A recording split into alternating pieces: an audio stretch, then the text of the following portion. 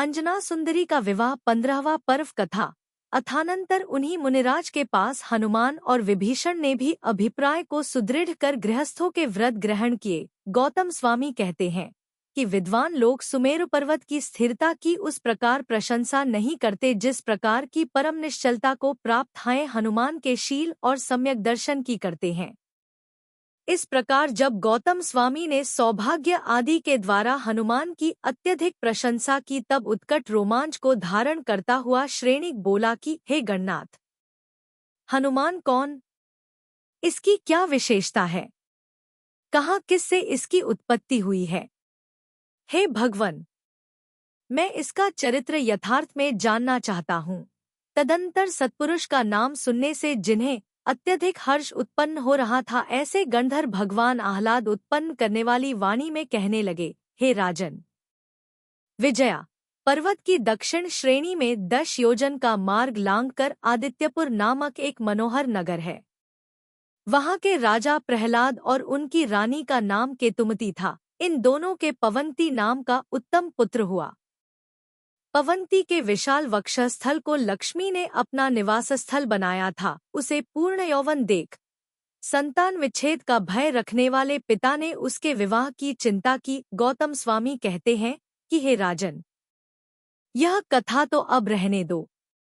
दूसरी कथा हृदय में धारण करो जिससे कि पवंती के विवाह की चर्चा संभव हो सके। इसी भरत क्षेत्र के अंत में महासागर के निकट आग्नेय दिशा में एक दंती नाम का पवंत है जो बड़ी बड़ी गगनचुंबी चमकीले शिखरों से युक्त है, नाना प्रकार के वृक्ष और औषधियों से व्याप्त है तथा जिसके लंबे चौड़े किनारे उत्तमोत्तम झरनों से युक्त हैं।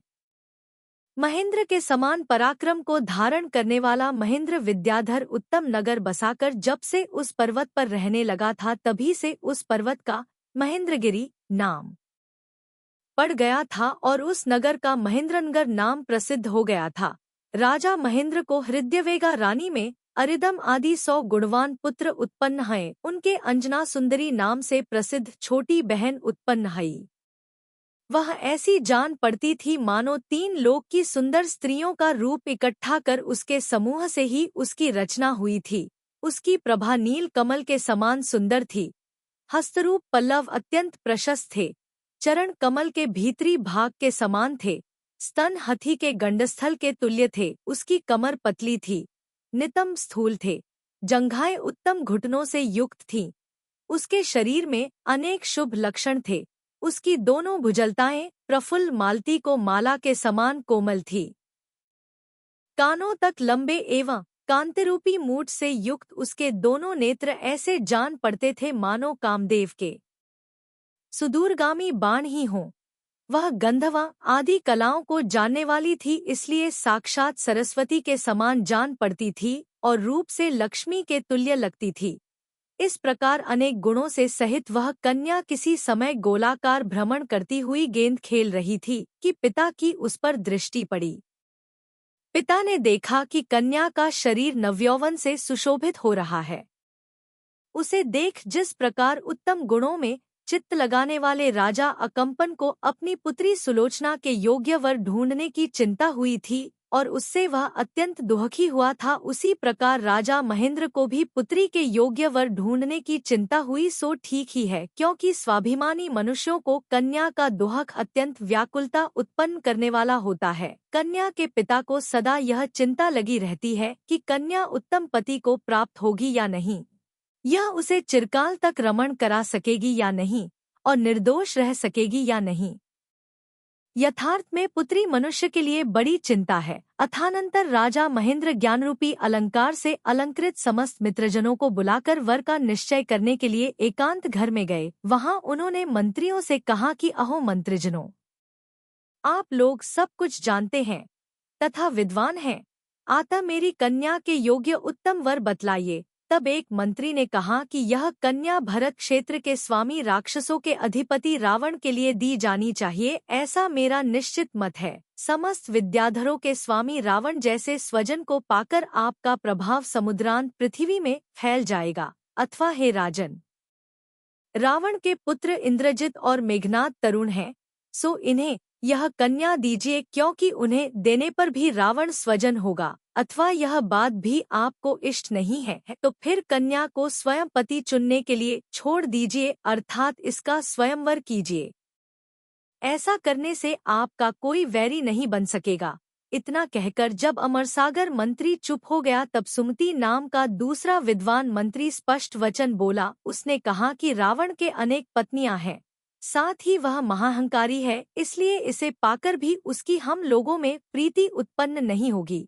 यद्यपि इस परम प्रतापी भोगी रावण का आकार 16 वर्ष के पुरुष के समान है तो भी उसकी आयु अधिक तो है ही, अतः इसके लिए कन्या देना में उचित नहीं समझता। दूसरा पक्ष इंद्रजित और मेघनाद का रखा, सो यदि मेघनाद के लिए कन्या दी जाती है तो इंद्रजित कुपित होता है, और इंद्रजित के लिए देते हैं जो मेघनाद कुपित होता है, इसलिए ये दोनों वर भी ठीक नहीं है। पहले राजा श्रीशैन के पुत्रों में एक गणिका के निमित्त पिता को दुहखी करने वाला बड़ा युद्ध हुआ था, यह सुनने में आता है सो ठीक ही है, क्योंकि स्त्री का निमित्त पाकर क्या नहीं होता है।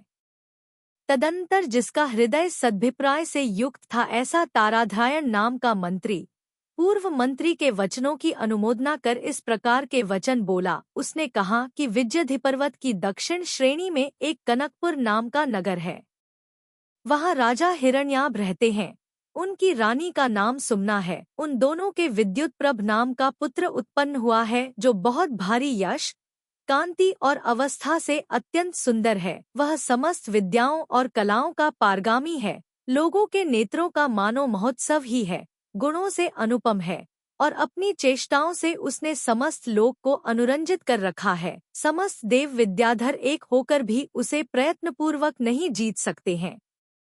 ऐसा जान पड़ता है कि मानो वह तीनों लोकों की शक्ति इकट्ठी कर ही बनाया गया है। यदि आपकी सम्मति हो तो यह कन्या उसे दी जावे, जिससे योग्य दंपतियों का चिरकाल के लिए संयोग उत्पन्न हो सके। तदंतर संदेहपारग नाम का मंत्री सिर हिलाकर तथा चिरकाल तक नेत्र बंद कर निम्नांकित वचन बोला। उसने कहा कि यह निकट भव्य है तथा निरंतर ऐसा विचार करता रहता है कि मेरे पूर्वज कहाँ गए। सो इससे जान पड़ता है कि यह संसार का स्वभाव जानकर परम वैराग्य को प्राप्त हो जाएगा। जिसकी आत्मा विषयों में अनासक्त रहती है, ऐसा यह कुमार 18 वर्ष को अवस्था में भोगरूपी महाआलान का भंग कर गृहस्थ अवस्था छोड़ देगा। वह महामना बहिरंग और अंतरंग परिग्रह का त्याग कर तथा केवल ज्ञान उत्पन्न कर निर्वाण को प्राप्त होगा। सो जिस प्रकार जगत को प्रकाशित करने वाले चंद्रमा से रहित होने पर रात्रि शोभाहीन हो जाती है, उसी प्रकार इससे वियुक्त होने पर यह बाला शोभाहीन हो जावेगी। इसलिए मेरी बात सुनो। इंद्र के नगर के समान सुंदर तथा रत्नों से सूर्य के समान देदीप्यमान एक आदित्यपुर नाम का नगर है। इसमें प्रहलाद नाम का राजा रहता है, जो भोगों से युक्त है तथा विद्याधरों के बीच चंद्रमा के समान जान पड़ता है। प्रहलाद की रानी केतुमती है, जो कि सौंदर्य के कारण कामदेव की पताका के समान सुशोभित है। उन दोनों के एक पवनंजय नाम का पुत्र है, जो अत्यंत पराक्रमी, रूपवान, गुणों का सागर तथा नैरूपी आभूषणों से विभूषित है। उसका अतिशय ऊंचा शरीर अनेक शुभ लक्षणों से व्याप्त है। वह कलाओं का घर, शूरवीर तथा खोटी चेष्टाओं से दूर रहने वाला है। वह सब लोगों के चित्त में बसा हुआ है तथा 100 वर्ष में भी उसके समस्त गुणों का समूह कहा नहीं जा सकता है, अथवा वचनों के द्वारा जो किसी का ज्ञान कराया जाता है वह अस्पष्ट ही रहता है। इसलिए देवतुल्य कांति को धारण करने वाले इस युवा को स्वयं जाकर ही देख लीजिए।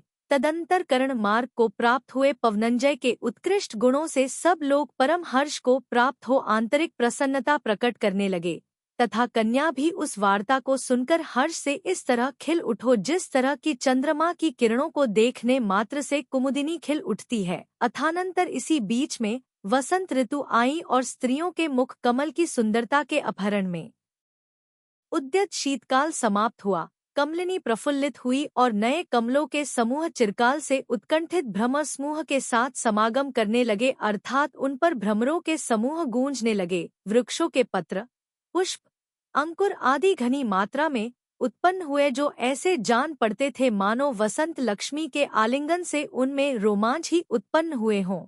जिन पर भ्रमर गुंजार कर रहे थे। ऐसे आम के मोरों के समूह कामदेव के बाणों के पटल के समान लोगों का मन बेधने लगे।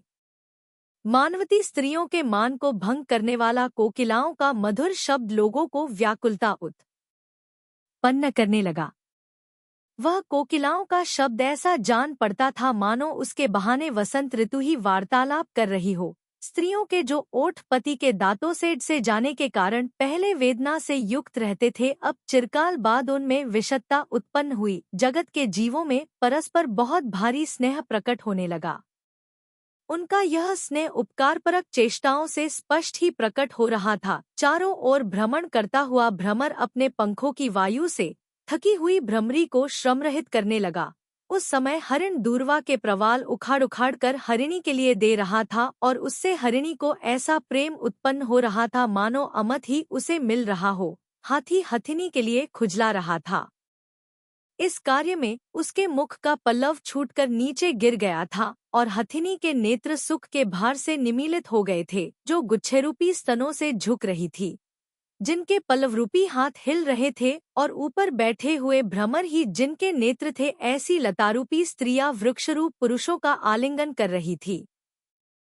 दक्षिण दिशा के मुख से प्रकट हुआ मल्यस्मीर बहने लगा और सूर्य उत्तरायण हो गया, सो ऐसा जान पड़ता था मानो इस मल्यस्मीर से प्रेरित होकर ही सूर्य उत्तरायण हो गया था। वायु से हिलते हुए मौलश्री के फूलों का समूह नीचे गिर रहा था, जिसे पथिक लोग ऐसा समझ रहे थे मानो वसंतरूपी सिंह को जटाओं का समूह ही हो। विरहिणी स्त्रियों को भय उत्पन्न करने वाली अंकोल वृक्ष के पुष्पों की केशर ऐसी सुशोभित हो रही थी मानो वसंतरूपी सिंह को दंष्ट्रा अर्थात जबड़े ही हों, अथवा मानरूपी हाथी का अंकुश ही हो, जिस पर भ्रमर गूंज रहे थे। ऐसा कुमुदों का सघन जाल ऐसा जान पड़ता था मानो वियोगिनी स्त्रियों के मन को खींचने के लिए वसंत ने जाल ही छोड़ रखा था, जिसके नयन्य पत्ते हिल रहे थे। ऐसा बोंडियों से सुशोभित अशोक का वृक्ष ऐसा सुशोभित हो रहा था मानो अधिकता के कारण स्त्रियों के द्वारा उगला हुआ राग का समूह ही हो। वनश्रेणियों में पलाश के सघन वृक्ष ऐसे सुशोभित हो रहे थे मानो विरहिणी स्त्रियों के मन में ठहरने से बाकी बचे हुए दुखरूपों अग्नि के समूह हों। समस्त दिशाओं को व्याप्त करने वाला फूलों का पराग सब ओर फैल रहा था। उससे ऐसा जान पड़ता था मानो बसंत सुगंधित चूर्ण के द्वारा महोत्सव हो मना रहा था। जब प्रेमरूपी बंधन से बंधे स्त्री पुरुष पल भर के लिए भी एक दूसरे का आदर्शन नहीं सहन कर पाते थे, तब अन्य देश में गमन किस प्रकार सहन करते। फाल्गुन मास के अंतिम 8 दिन में टानिक महोत्सव आया, सो जिन भक्ति से प्रेरित तथा महाहर्ष से भरे देव नंदीश्वर द्वीप को जाने लगे। उसी समय पूजा के उपकरणों से व्यग्र हाथों वाले सेवकों से सहित विद्याधर राजा कैलास पर्वत पर गए। वह पर्वत भगवान ऋषभदेव के मोक्ष जाने से अत्यंत पूजनीय था, इसलिए भक्ति से भरा राजा महेंद्र भी बंधुवर्ग के साथ वहां गया था। श्रीमान वह राजा महेंद्र वहां पर जिन भगवान की भावपूर्वक अर्चना स्तुति एवं नमस्कार करके स्वर्णमय शिलातल पर सकपूर्वक बैठ गया। उसी समय राजा प्रहलाद भी जिनेंद्र देव की वंदना करने के लिए कैलास पर्वत पर गया था, सो पूजा के अनंतर भ्रमण करता हुआ राजा महेंद्र को दिखाई दिया। तदंतर जिसके नेत्र विकसित हो रहे थे और मन प्रीति से भर रहा था, ऐसा प्रहलाद पुत्र को प्रीति से बड़े आदर के साथ राजा महेंद्र के पास गया। सो हर्ष से भरे महेंद्र ने भी सहसा उठकर उसकी अगवानी की और आनंद के कारण आलिंगन करते हुए प्रहलाद का आलिंगन किया। तदंतर दोनों ही राजा निश्चित होकर मनोहर शिलातल पर बैठे और परस्पर शरीरादि की कुशलता पूछने लगे। अथानंतर राजा महेंद्र ने कहा कि हे मित्र, मेरा मन तो निरंतर कन्या के अनुरूप संबंध ढूंढने की चिंता से व्याकुल रहता है, अतः कुशलता कैसे की हो सकती है। मेरी एक कन्या है जो वर प्राप्त करने योग्य अवस्था में है, किसके लिए उसे दूं, इसी चिंता में मन घूमता रहता है। रावण बहुपत्नीक है, अर्थात अनेक पत्नियों का स्वामी है, और इसके पुत्र इंद्रजित तथा मेघनाद किसी एक के लिए देने से शेष रोष को प्राप्त होते हैं, अतः उन तीनों में मेरी रुचि नहीं है। हेमपुर नगर में राजा कनकद्युति के विद्युत प्रभ नाम का पुत्र है, सो वह थोड़े ही दिनों में निर्वाण प्राप्त करेगा। यह बात किसी सम्यज्ञानी मुनि ने कही है, सो समस्त लोक में प्रसिद्ध है और परंपरावश मुझे भी विदित हुई है। अतः मंत्रिमंडल के साथ बैठकर मैंने निश्चय किया है कि आपके पुत्र पवनंजय को ही कन्या का वर चुनना चाहिए। सो हे प्रहलाद, यहाँ पधारकर तुमने मेरे इस मनोरथ को पूर्ण किया है। मैं तुम्हें देखकर क्षण भर में ही संतुष्ट हो गया हूँ। तदंतर जिसे अभिलषित वस्तु की प्राप्ति हो रही है, ऐसे प्रहलाद ने बड़ी प्रसन्नता से कहा कि पुत्र के अनुरूप वधू ढूंढने की मुझे भी चिंता है। सो हे मित्र, आपके इस वचन से मैं जो शब्दों से न कही जाए ऐसी निश्चिंतता को प्राप्त हुआ हूँ।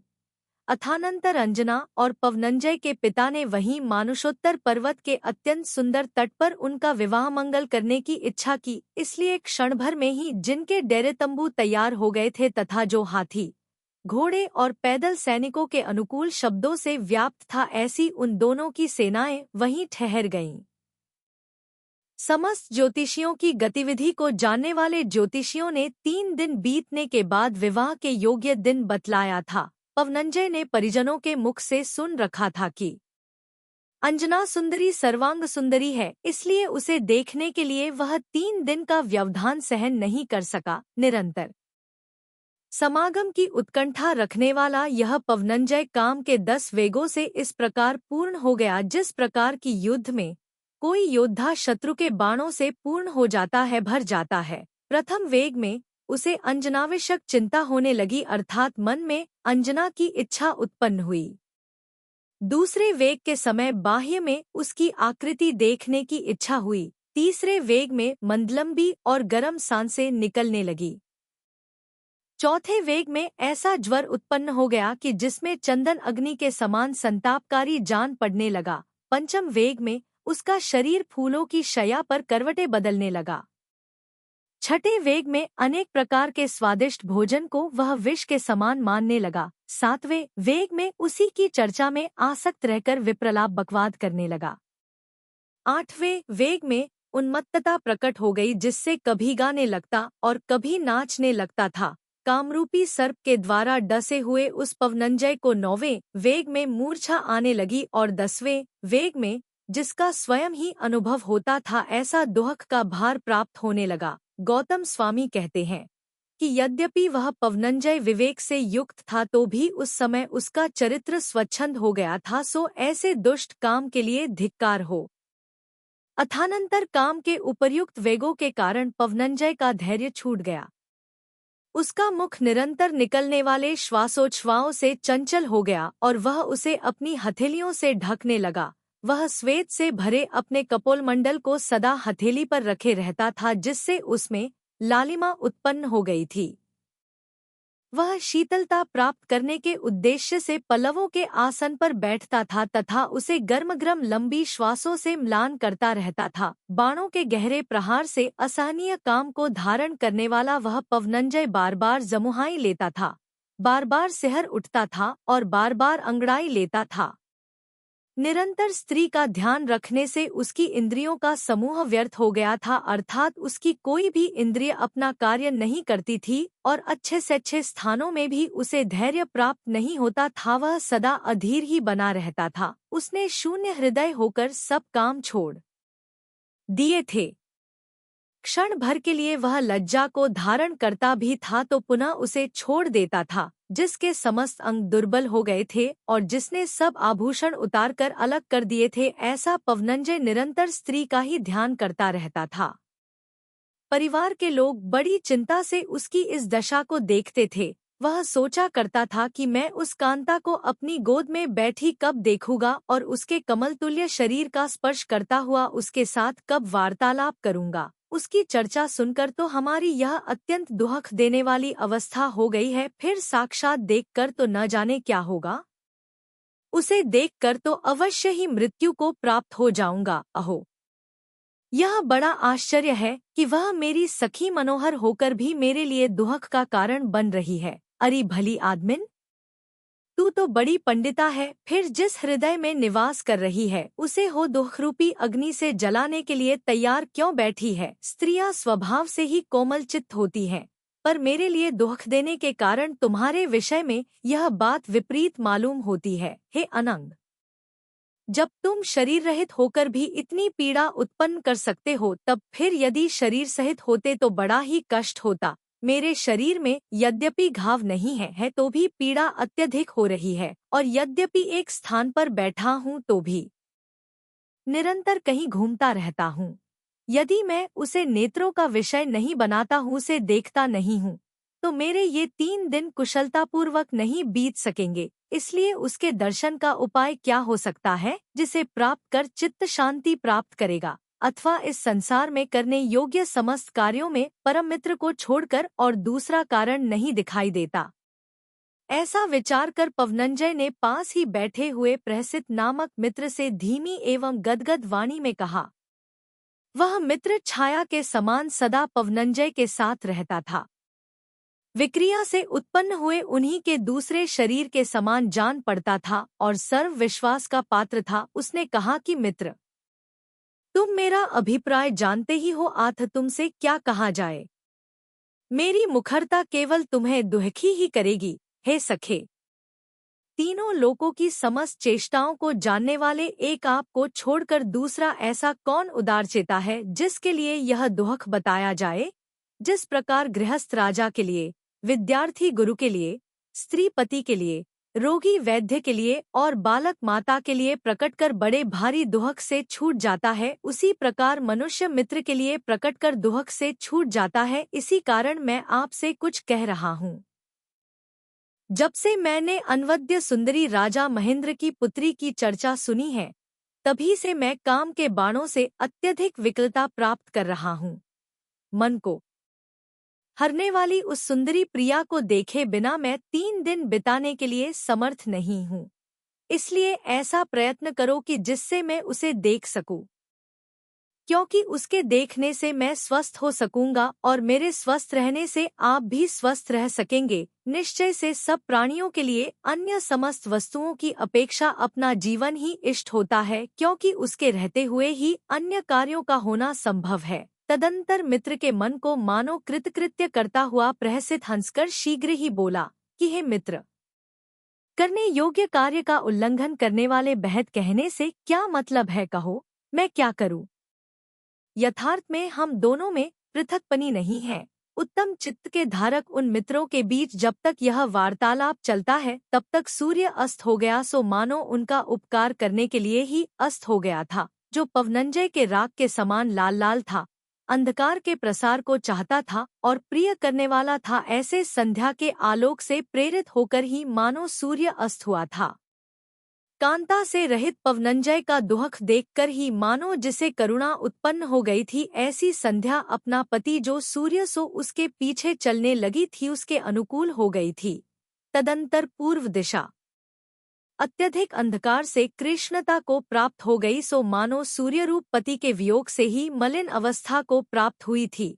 क्षण भर में लोक ऐसा दिखने लगा मानो नील वस्त्र से ही आच्छादित हो गया हो, अथवा नीलांजन की सघन पराग ही सब ओर उड़कर गिरने लगी हो। तदंतर जब प्रकृत कार्य के योग्य समय आ गया, तब उत्साह से भरे पवनंजय ने मित्र से इस प्रकार कहा, हे मित्र, उठो, मार्ग दिखलाओ, हम दोनों वहां चले जहां कि वह हृदय को हरने वाली विद्यमान है। इतना कहने पर दोनों मित्र वहां के लिए चल पड़े। उनके मन उनके जाने के पूर्व ही प्रस्थान कर चुके थे और वे महानील मणि के समान नील आकाशतल रूपी समुद्र में मछलियों की तरह जा रहे थे। दोनों मित्र क्षण भर में ही अंजना सुंदरी के घर जा पहुँचे।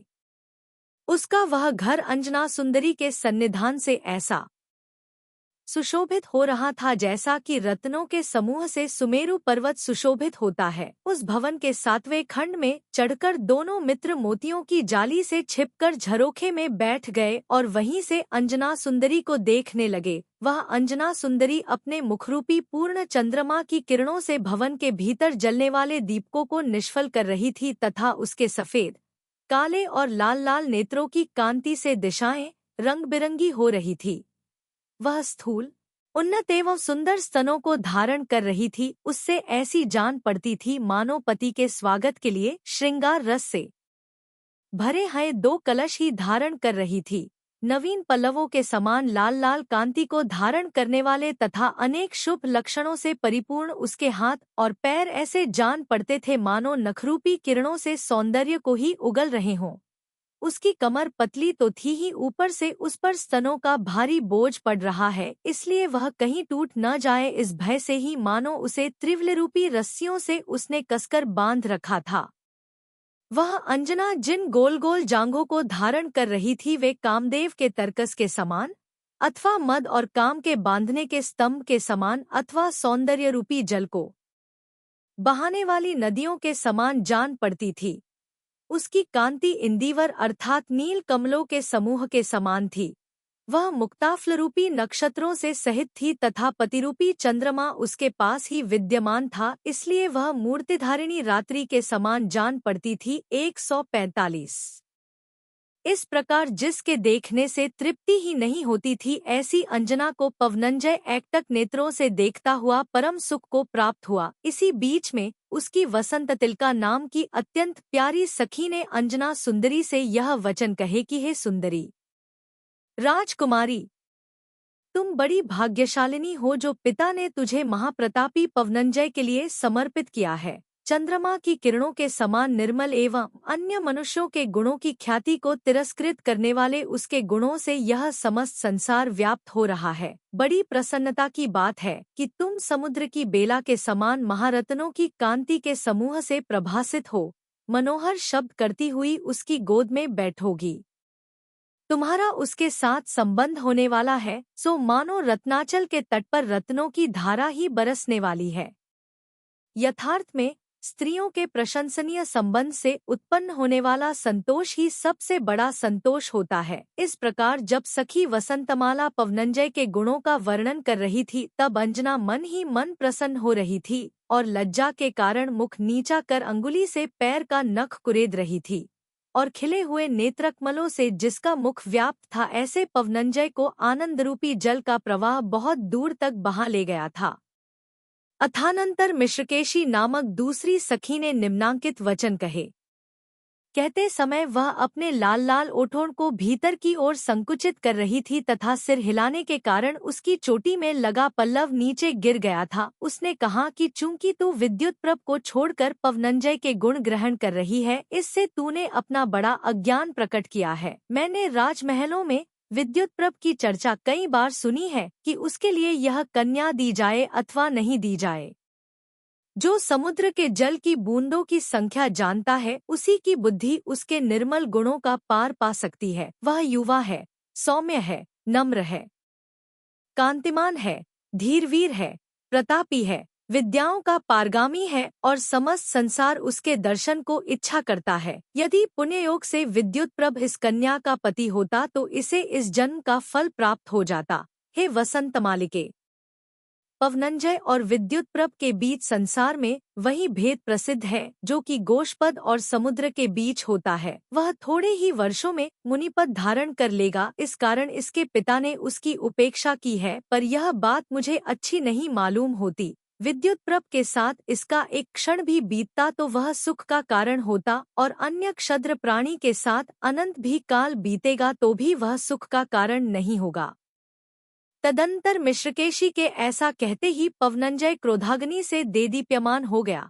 उसका शरीर कांपने लगा और क्षण भर में ही उसकी कांति बदल गई। ओठ चापते हुए उसने म्यान से तलवार बाहर खींच ली और नेत्रों से निकलती हुई लाल लाल कांति से दिशाओं का अग्रभाग व्याप्त कर दिया। उसने मित्र से कहा कि हे प्रहसित, यह बात अवश्य ही इस कन्या के लिए इष्ट होगी, तभी तो यह स्त्री इसके समक्ष इस घृणित बात को कहे जा रही है। इसलिए देखो, मैं अभी इन दोनों का मस्तक काटता हूँ। हृदय का प्यारा विद्युत प्रभ इस समय इनकी रक्षा करे। तदंतर मित्र के वचन सुनकर क्रोध से जिसका ललाट तट भौहों से भयंकर हो रहा था, ऐसा प्रहसित बोला कि मित्र, अस्थान में यह प्रयत्न रहने दो। तुम्हारी तलवार का प्रयोजन तो शत्रुजनों का नाश करना है, न कि स्त्रीजनों का नाश करना। अतः देखो, निंदा में तत्पर इस दुष्ट स्त्री को मैं इन डंडे से ही निर्जीव किए देता हूँ। तदंतर पवनंजय प्रहसित के महाक्रोध को देखकर अपना क्रोध भूल गया। उसने तलवार म्यान में वापस डाल ली और उसका समस्त शरीर अपने स्वभाव की प्राप्ति में निपुण हो गया, अर्थात उसका क्रोध शांत हो गया। तदंतर उसने क्रूर कार्य में दृढ़ मित्र से कहा कि हे मित्र, शांति को प्राप्त हो।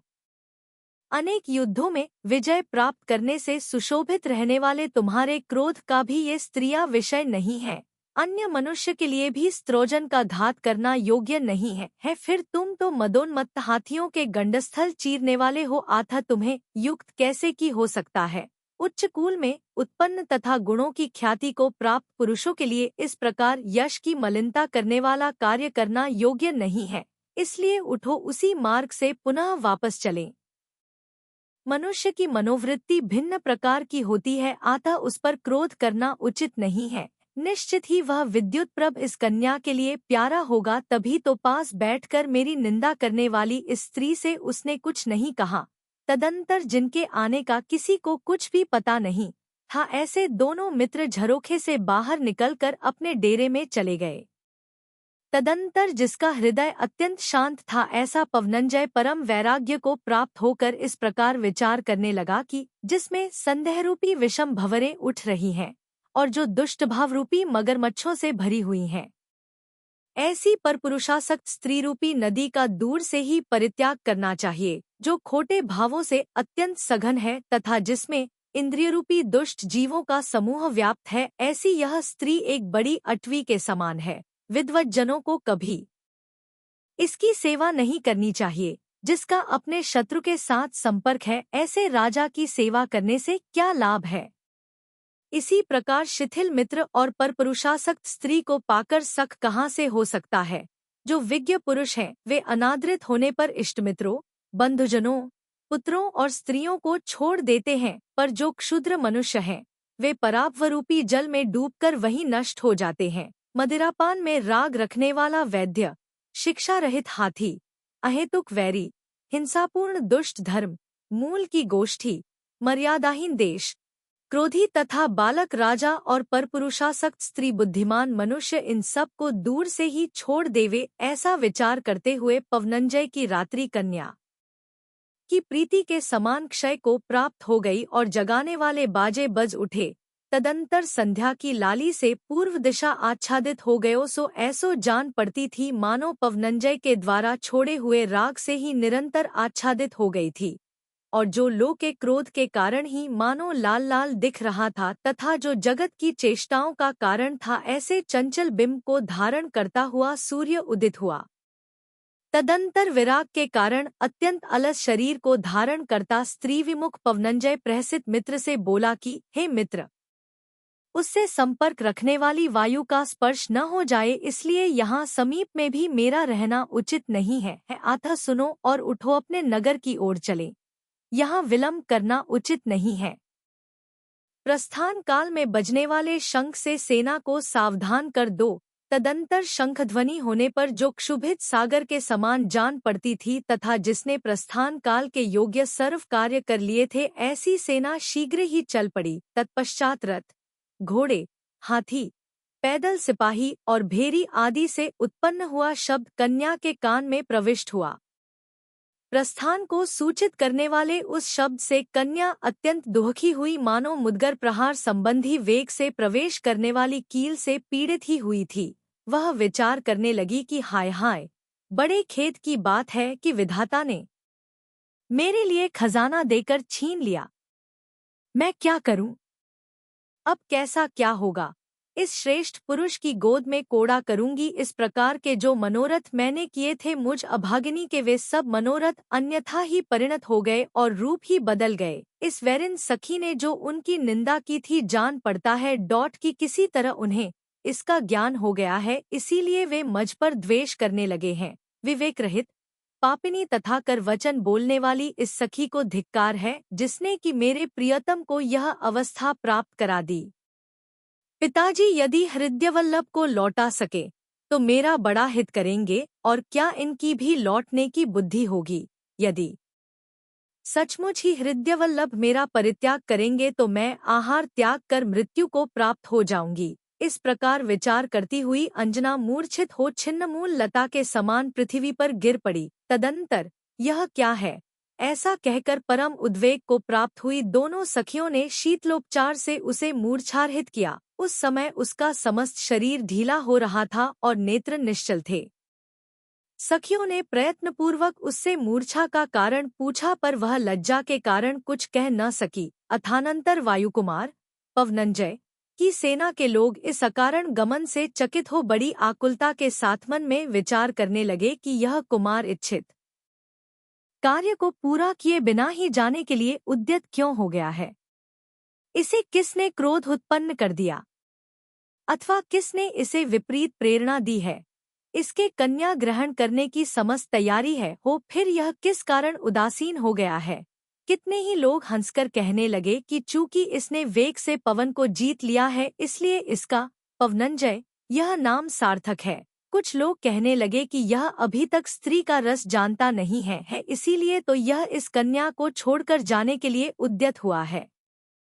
यदि इसे उत्तम रति का ज्ञान होता तो यह जंगली हाथों के समान उसके प्रेमपाश में सदा बंधा रहता। इस प्रकार एकांत में वार्तालाप करने वाले सैकड़ों सामंतों के बीच खड़ा हुआ पवनंजय वेगशाली वाहन पर आरूढ़ हो चलने के लिए प्रवृत्त हुआ। तदंतर जब कन्या के पिता को इसके प्रस्थान का पता चला तब वह हड़बड़ाकर घबराए हुए समस्त बंधुजनों के साथ वहां आया। उसने प्रहलाद के साथ मिलकर कुमार से इस प्रकार कहा कि हे भद्र, शोक का कारण जो यह गमन है सो किस लिए किया जा रहा है? आपसे किसने क्या कह दिया? हे भद्र पुरुष, आप किसे प्रिय नहीं हैं? हे विद्वन, जो बात आपके लिए नहीं रुचती हो उसका तो यहाँ कोई विचार ही नहीं करता। दोष रहते हुए भी आपको मेरे तथा पिता के वचन मानना उचित है। फिर यह कार्य तो समस्त दोषों से रहित है, अतः इसका करना अनुचित कैसे की हो सकता है? इसलिए हे विद्वन, लौटो और हम दोनों का मनोरथ पूर्ण करो। आप जैसे पुरुषों के लिए पिता की आज्ञा तो आनंद का कारण होना चाहिए। इतना कहकर श्वसुर तथा पिता ने संतान के रागवश नतमस्तक वीर पवनंजय का बड़े आदर से हाथ पकड़ा। तत्पश्चात श्वसुर और पिता के गौरव का भंग करने के लिए असमर्थ होता पवनंजय वापस लौट आया और क्रोधवश कन्या को दाहक पहुंचाने वाले कारण का इस प्रकार विचार करने लगा। अब मैं इस कन्या को विवाह कर अस्मागम से उत्पन्न दुहक के द्वारा सदा दुहखी करूंगा, क्योंकि विवाह के बाद यह अन्य पुरुष से भी सुख प्राप्त नहीं कर सकेगी। पवनंजय ने अपना यह विचार मित्र के लिए बतलाया और उसने भी उत्तर दिया कि ठीक है, यही बात मैं कह रहा था जिसे तुमने अपनी बुद्धि से स्वयं समझ लिया। प्रियतम को लौटा सुनकर कन्या को बहुत हर्ष हुआ। उसके समस्त शरीर में रोमांच निकल आए। तदंतर समय पाकर बंधुजनों ने दोनों का विवाहरूप मंगल किया, जिससे सबके मनोरथ पूर्ण हुए। यद्यपि कन्या का हाथ अशोक पल्लव के समान शीत स्पर्श वाला था, पर उस विरक्त चित्त के लिए वह अग्नि की मेखला के समान अत्यंत उष्ण जान पड़ा। बिजली को तुलना करने वाले अंजना के शरीर पर किसी तरह इच्छा के बिना हो पवनंजय की दृष्टि गई तो सही, पर वह उस पर क्षण भर के लिए भी नहीं ठहर सकी। यह पवनंजय इस कन्या के भाव को नहीं समझ रहा है, यह जानकर ही मानो चटकती हुई लाई के बहाने अग्नि शब्द करती हुई हंस रही थी। इस तरह विधिपूर्वक दोनों का विवाह कर शब्द करते हुए समस्त बंधुजन परम हर्ष को प्राप्त हुए। नाना वृक्ष और लताओं से व्याप्त तथा फल फूलों से सुशोभित उस वन में सब लोग बड़े वैभव से महोत्सव करते रहे। तदंतर परस्पर वार्तालाप और यथा योग्य सत्कार कर सब लोग यथास्थान गए।